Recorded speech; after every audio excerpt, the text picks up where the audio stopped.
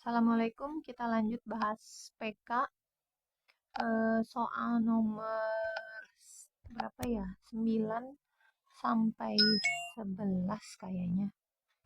Bentar, soalnya. Ini dia. Oke. Nomor 9 sampai soal nomor 11 ada 3 pernyataan yang harus kita cek benar atau salahnya. Soalnya ini HX sama dengan P akar 2X min 1 dengan H sama dengan 5. Nanti pertanyaan pertama kita suruh nyari nilai P-nya berapa ya. Ini sih relatif mudah untuk yang pernyataan pertamanya doang nih. Nah, ini ya. Jadi, kita mulai pernyataan pertama. Soalnya adalah HX sama dengan P akar 2X min 1.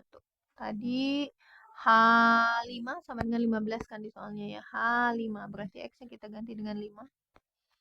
P akar 2 kali 5 dikurang 1. Nah, si H5-nya tadi di soal disebutkan sama dengan 15. Berarti boleh masuk ke situ. P 2 kali 5 itu 10. 10 kurang 1, 9. 9 diakarkan itu 3 ya. Nah, jadi P-nya adalah 15 dibagi 3, jawabannya 5. Pernyataan pertama, P-nya lebih besar dari 4. Berarti betul ya, karena tadi kan P-nya dapatnya 5. Oke. Next, pernyataan kedua, 0 bukan anggota daerah asal. Ini domain ya. Syarat domain yang harus diingat. Syarat domain itu jika fungsinya ada akarnya, ini ada syaratnya nih. Syarat domain bentuk akar itu, yang ada di dalam akarnya, kan ini nih akarnya tadi 2x min 1. Nah, syarat domainnya itu adalah akar itu harus lebih besar sama dengan 0. Ini syarat domainnya. Untuk akar, maka 2x min 1-nya harus lebih besar sama dengan 0. 2x-nya harus lebih besar sama dengan 1. Jadi x-nya harus lebih besar sama dengan setengah. Dah, kita tinggal cek pernyataan yang kedua dan pernyataan ketiga. Pernyataan kedua, 0 bukan anggota daerah asal. Karena tadi disebutkan bahwa x-nya itu harus lebih besar dari setengah. Harus lebih besar atau sama dengan setengah. Berarti pernyataan yang kedua betul. 0 itu bukan merupakan daerah asal. Ini betul. Lalu yang ketiga, 2 bukan merupakan anggota daerah asal. Tadi kan ini ya. Domainnya kan harus lebih besar atau sama dengan setengah. Kata si pernyataan ketiga, 2 bukan anggota daerah asal. Salah, harusnya 2 termasuk anggota daerah asal karena dia lebih dari setengah. Jadi, pernyataan yang benar adalah pernyataan 1 dan pernyataan 2. Yang ini ya. Nomor 10, barisan bilangan 2, 4A, 32 merupakan barisan geometri. Kalau geometri itu berarti perkalian ya, dia punya rasio, perkalian atau pembagian. Oke, merupakan berapakah banyaknya dari 4 pernyataan berikut yang bernilai benar? Oke, kita cek berapa pernyataan yang nilainya benar ya. Kita mau coba yang pertama dulu. Rasio barisan akan kurang dari 3. Rasio barisan akan kurang dari 3. Terus yang kedua, suku ke-10 barisan habis dibagi A. Nilai A habis dibagi 4. Oh, berarti sebetulnya kita harus hitung dulu si A-nya ya. Nih rasionya. Rasio tuh ini. Kita mau ngitung yang pertama dulu ya. Rasio tuh suku kedua bagi suku pertama. Atau suku ketiga dibagi suku kedua. Pokoknya suku sesudahnya dibagi suku sebelumnya itu rasio. Ulang ya. Rasio itu suku kedua dibagi dengan suku pertama. Tadi suku pertamanya 2. Atau suku ketiga dibagi dengan suku kedua. Pokoknya suku setelahnya dibagi dengan suku sebelumnya itu rasio. Ini boleh kita perkecil. Berarti jadi 2A. Sama dengan ini juga bisa kita perkecil. Tapi nanti ada A di bawah ya. 8 per A.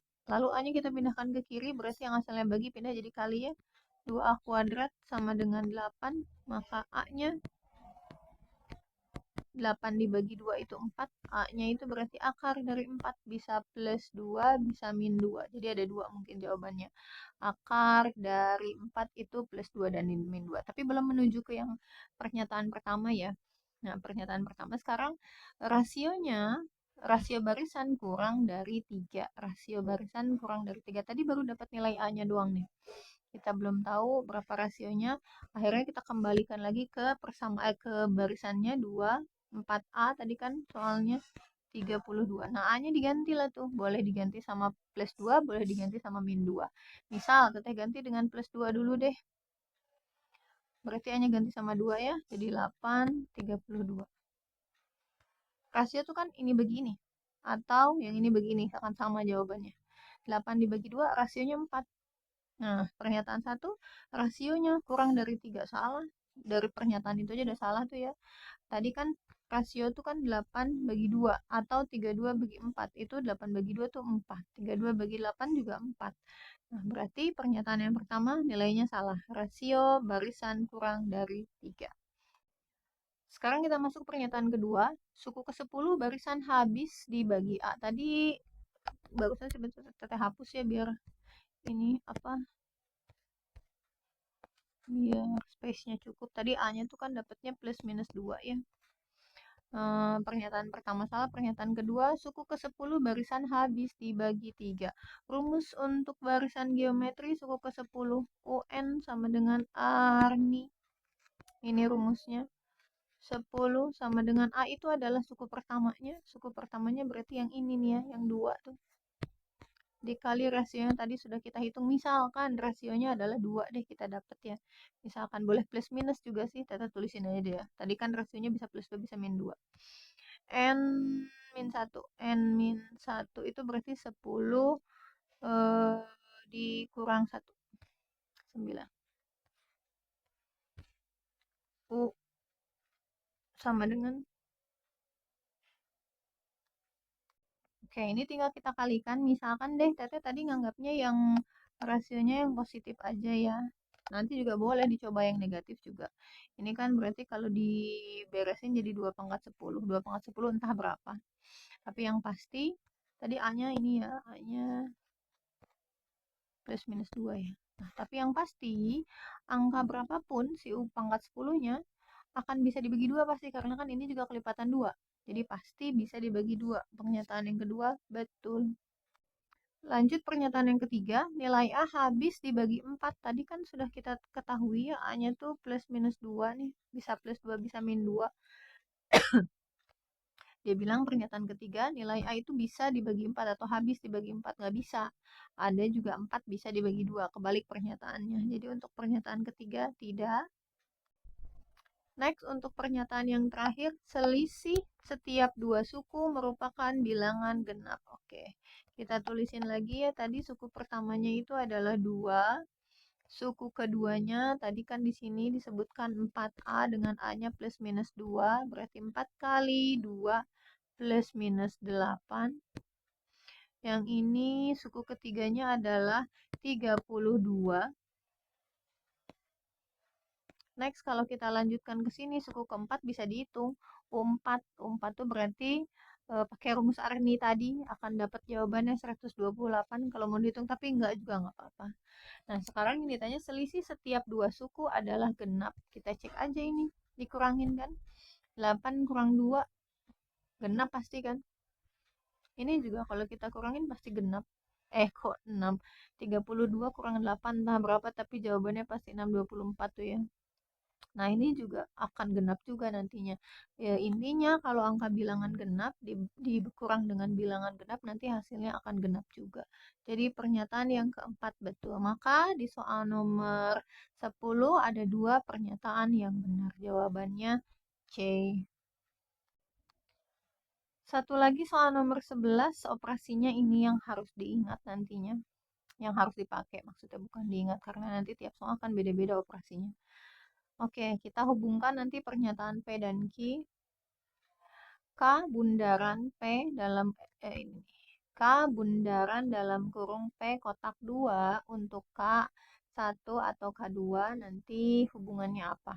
Jadi K-nya dihitung 2 kali ya. Yang pertama K-nya 1, yang kedua K-nya 2. Yang pertama dulu.